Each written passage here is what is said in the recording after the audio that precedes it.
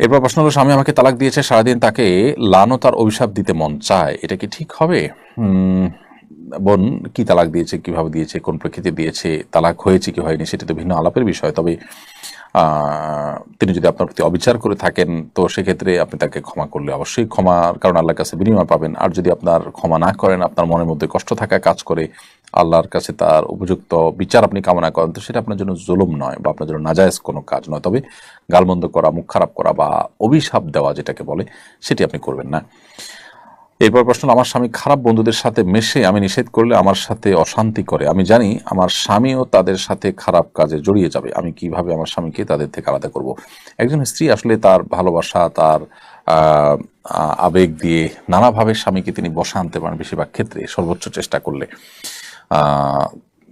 বিশেষ করে স্বামীদেরকে বশে আনার সমস্ত কৌশল স্ত্রীদের জানা থাকে। হ্যাঁ, কিছু কিছু অমানুষ থাকে, তাদের কথা ভিন্ন। তো আপনি যদি চেষ্টা করে তাকে আনতে পারেন, চেষ্টা করবেন, অন্যদের বুঝাবেন, আপনার চেষ্টা আপনি করবেন, এবং আপনার ধারণা ঠিকই খারাপ মানুষের সাথে মিশলে একসময় মানুষ খারাপের দিকে চলে যায়। সেই জায়গা থেকে অবশ্যই আমরা সরে আসার চেষ্টা করব। এরপরে প্রশ্ন হলো যে শাতিমা রাসূলের শরঈ বিধান কি? শাতিমা রাসূলের শাস্তি কি? শাতিমা রাসূল বা রাসূল আকরাম সাল্লাল্লাহু আলাইহি ওয়াসাল্লামকে অবমাননাকারী এবং গালমন্দকারীর শাস্তি সবচেয়ে চরম শাস্তি। তাদের শাস্তি হলো মৃত্যুদণ্ড। এ ব্যাপারে সারা বিশ্বের সমস্ত ওলামা ইকরাম একমত, কারোর কোনো ভিন্ন মত নেই।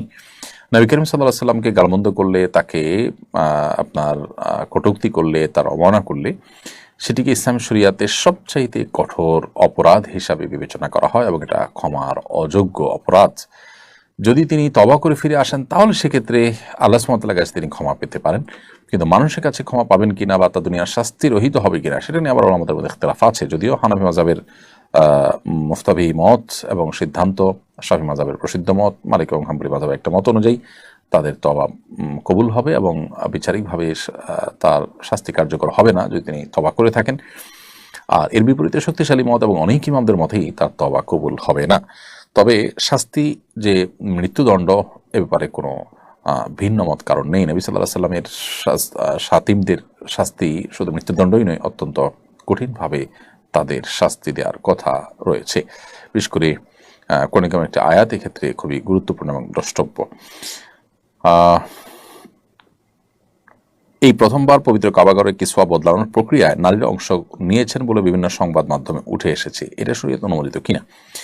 দেখুন, সংবাদ মাধ্যমে যেটি প্রচারিত হয়েছে আমার চোখে পড়েনি। এরকম কিছু যদি হয়ে থাকে যে নারীদেরকে কাবাঘরের যে কিসওয়া এটা বদলানোর কাজে ব্যবহার করা হয়েছে, এরকম যদি ঘটে থাকে, তাহলে সেটা আমরা শুধু এক কথা বলবো, দুঃখজনক। দুঃখজনক। ইসলাম আমাদের যে সুন্দর জীবন বিধান দিয়েছেন, এখানে নারীদেরকে অধিকার দেওয়ার নাম করে নানা ভনিতা করার, নাটক করার কোনো দরকার নেই। পৃথিবীতে বহু মানুষ, বহু সমাজ মেয়েদেরকে অধিকার দেওয়ার নাম করে তাদেরকে এমন একটা পর্যায়ে নিয়ে এসেছে যেটা আসলে তাদের অধিকার দেওয়া নয়, বরং তাদের প্রতি নানাভাবে জুলুম হচ্ছে। আল্লাহর সুন্নাহ বা আল্লাহর নিয়মের বাইরে বের হয়ে এসে আমরা তথাকথিত সমান অধিকার দেওয়ার যে কথা বলছি, ইসলাম সমান অধিকারের কথাই বলে না কখনো। ইসলাম বলে ন্যায্য অধিকারের কথা বলা, যে ক্ষেত্রে যার যতটুকু প্রয়োজন তার জন্য ততটুকু দিতে ইসলাম বলে। সব ক্ষেত্রে সমান সমান দেওয়ার চিন্তা সঠিক চিন্তা নয়, ইসলাম সেটার কথা কখনো বলে না। এই জন্য কাবার গিলাফ বদলানোর ক্ষেত্রে পুরুষ আছেন, সাথে মহিলারাও থাকতে হবে, তাহলে তাদের অধিকার দেওয়া হবে, এটা ভুল ধারণা।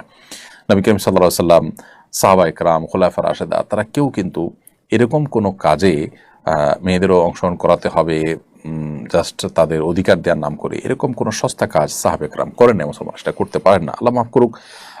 সেই কাজটি যদি হয়ে থাকে, সেটা হবে খুবই দুঃখজনক বিষয়। আমাদের সমাজে নতুন বাড়িতে ঢোকার সময় নানা রকম বিদআত পালন করা হয়। সামনে আমরা নতুন বাড়িতে ঢুকবো, আমি চাচ্ছি বিদআত মুক্ত সুন্নাহসম্মত পদ্ধতিতে বাড়িতে ঢুকতে। এই জন্য কি করণীয় জানলে উপকৃত হতাম। আপনি নতুন বাড়ি করেছেন, এ উপলক্ষে কোনো মানুষকে যদি আপনি দাওয়াত দিয়ে খাওয়ান, আত্মীয় স্বজনকে দাওয়াত দিয়ে খাওয়ান, সেটা জায়েজ আছে, এটা শরীয়তের কোনো নির্দেশ নয়। এর বাইরে মিলাদ, কিয়াম ইত্যাদি বা নানা আপনার অনেক আপনার প্রক্রিয়া মানুষ অবলম্বন করে কুসংস্কারের জন্য অনেক কাজ করে, অনেক বিশ্বাস ধারণ করে, সেগুলো আমাদের বর্জন করা উচিত। বিসমিল্লাহ বলে আল্লাহর নামে প্রবেশ করে যাবেন, এবাদত দিয়ে আপনি শুরু করতে পারেন। কোন একটা নামাজ, 2 রাকাত নামাজ পড়ে, কোনো কোনো আসার থেকে বর্ণিত আছে যে কোনো আসার দ্বারা প্রমাণিত আছে, 2 রাকাত নামাজ পড়ে কেউ কেউ তাদের ঘর বাড়ি উদ্বোধন করেছেন বা বসবাস শুরু করেছেন কোনো ভালো কাজ দিয়ে, সেটি হতে পারে। এর বাইরে আপনি বিসমিল্লাহ বলে সাধারণভাবে প্রবেশ শুরু করবেন। বিশেষ কোনো প্রক্রিয়া আপনাকে অবলম্বন করার নির্দেশ বা বাধ্যকতা ইসলাম রাখেনি, বা এখানে কোনো কুসংস্কারাচ্ছন্ন বেদাতপূর্ণ কোনো কাজও যেন না হয় সেদিকটা খেয়াল রাখবেন। বিসমিল্লাহ বলে আল্লাহ নাম নিয়ে সেখানে প্রবেশ করবেন। কোনো হারাম কাজ যখন সেখানে না হয়, বাদবন্দির জন্য সেখানে বেশি হয়, সেদিকটা লক্ষ্য রাখবেন। সুস্থ এবং আর্থিক সামর্থ্য থাকা অবস্থায় হজ পালন করা হয়নি, এখন মুমূর্ষু অবস্থায় আছেন, এক্ষেত্রে করণীয় কি? যিনি পূর্বে হজ করেননি এমন কেউ কি বদলি হজ করতে পারবেন? পূর্বে হজ করেননি এমন কেউ বদলি হজ করতে পারবেন না, নিজের হজ আগে করতে হবে, তারপর তিনি বদলি হজ করতে পারবেন। আর সুস্থ এবং আর্থিক সামর্থ্য থাকা অবস্থায় যদি হজ না পালন করে থাকেন, মুমূর্ষু অবস্থায় আছেন, তাহলে তার আর্থিক সংগতি থাকলে এটা দিয়ে তার পক্ষ থেকে অন্য কাউকে দিয়ে বদলি হজের ব্যবস্থা করবেন। শুধু সাজানোর উদ্দেশ্যে বাবুর কপালের ডান বা বাম পাশে টিপ দেওয়া যাবে কিনা, এটা করতে পারেন, সাজানোর জন্য দিতে পারেন, এটা কল্যাণ করার চিন্তা না করে যদি দেন দিতে পারেন। কোরআন মাজিদ তেলাওয়াত করার সময় সিজদার আয়াতগুলো অনেকবার তেলাওয়াত করা হয়েছে, কিন্তু পরে সিজদা দেওয়া হয়নি, এখন আমার করণীয় কি? সিজদার আয়াত তেলাওয়াত করে সিজদা দেওয়া ওয়াজিব। যদি আপনার সিজদা কখনো না দিয়ে থাকেন তাহলে তো আপনি অনেক বড় গুনাহ করেছেন এবং সেজন্য আল্লাহর কাছে তওবা করবেন।